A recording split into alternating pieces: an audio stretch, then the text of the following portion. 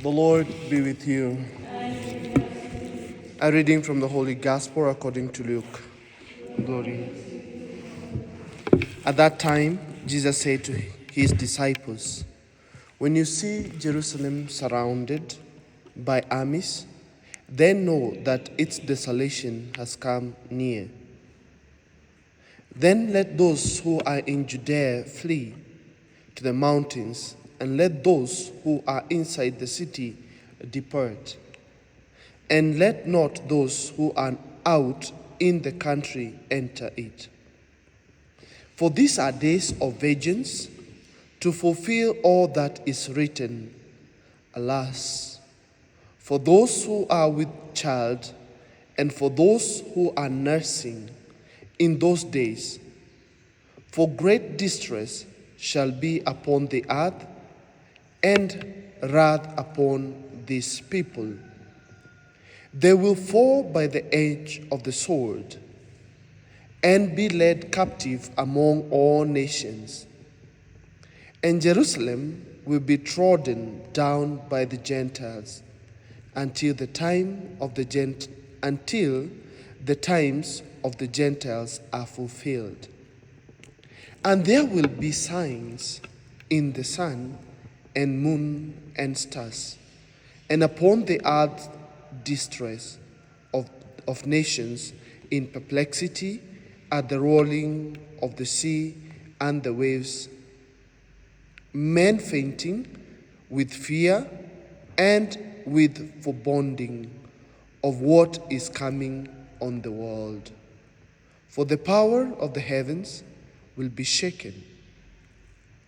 And then they will see the Son of Man coming in a cloud with power and great glory.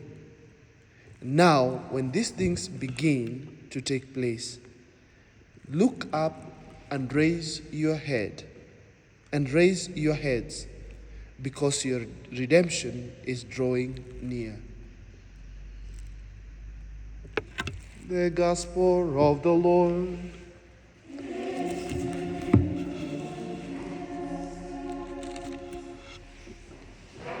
God is good, and all the time. Today, John looks up and sees a lot of things, and he sees a time when Babylon will be defeated. Wherever I read the book of Revelation, and wherever I remember what I was told about my teacher, and when I hear what people say about the book of Revelation, I'm left in awe. Because when people talk about the book of Revelation, the story that comes after this is about where the demon will be closed in for 1,000 years. And people say, when is that time coming when we will not have Satan roaming around the earth and tempting the people? This thing will not happen on this earth. Babylon is a place where Israelites were taken to for torture. When Israelites went against God, they were taken into Babylon exile. So they were being tortured. So the symbol of Babylon is a symbol of torture. It's a symbol of bad times and bad leadership and everything that man can experience that is bad. You are in a foreign country, and you are not only in a foreign country living, you are also being tortured in a foreign country. You know, it's better to be tortured in your own country. You can know how to maneuver and run away. So John tells us there comes a time that even after the most heinous leadership or the most timeless times of our years, it will come a time that God will remove Babylon from our lives. No matter how much we suffer, there will come a time that God will slam all your suffering down, and he will turn and give good tidings to you. And that's what today in America they are celebrating the Thanksgiving. It's Thanksgiving Day. And it is the biggest of all the feast. It's bigger than Christmas, bigger than Easter, bigger than Halloween, bigger than any other. It's one of the biggest. It's called the Thanksgiving. In our psalm, we have heard that we shall come to the altar or to the supper of the Lamb, which is the altar. If you remember the Psalm of Sunday, now the feast of the Lamb has come. This is where we come for the feast of the Lamb. This is where we shall partake with God. And when we come, we celebrate the Eucharist, which comes from a Greek word called Eucharistien, giving thanks. After all that we go through, and I'm happy because when the bishop spoke, we were coming to the end of the year, and things were getting worse and worse and worse.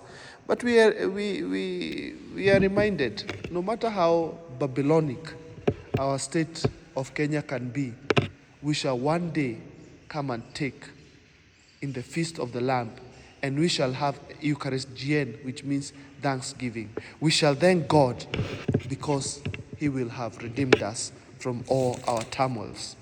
And in our gospel today from the book of Luke, do not enter the city.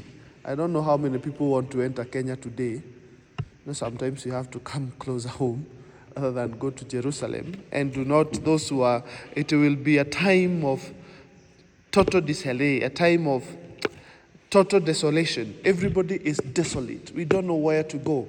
But remember, look up to God, and there shall come our redemption. We might try to do a lot of things. We might try to say a lot of things. But if we don't look up, we'll still be desolate. From where shall come our help? Our help shall come from the Lord. Let us look up to the Lord. Let us ask him to come and redeem us, come and save us. No matter what we are passing through in our families, no matter what we are passing through in our life, God will slam the desolation. God will put to an end our suffering, and we shall look at the altar and say, from where comes our redemption? From where comes our help? Tumsifu Yesu Kristo.